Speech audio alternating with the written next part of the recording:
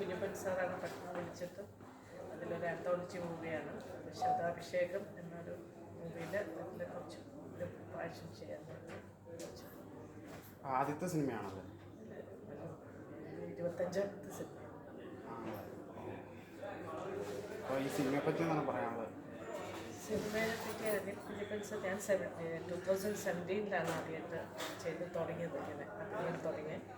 ആ സമയത്ത് കുഞ്ഞപ്പൻ സാറിൻ്റെ ഓവർടേക്ക് എന്ന് പറഞ്ഞതിൽ സാർ എന്നെ കണ്ടിട്ട് ഒരു വളരെ ചെറിയൊരു ഭാഗം കൂട്ടിച്ചേർത്ത് എഴുതിയിട്ട് അതിനകത്ത് ചെയ്യിപ്പിച്ചിട്ടുണ്ടായിരുന്നു. അതൊരു സീരീസ് ആണല്ലോ ഓവർടേക്ക്?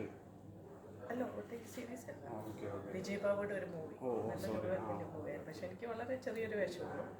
പക്ഷെ അതിനെ സാർ ചെയ്തിട്ട് പിന്നെ എന്നെ വിളിക്കുന്ന ഇതിനായിരുന്നു.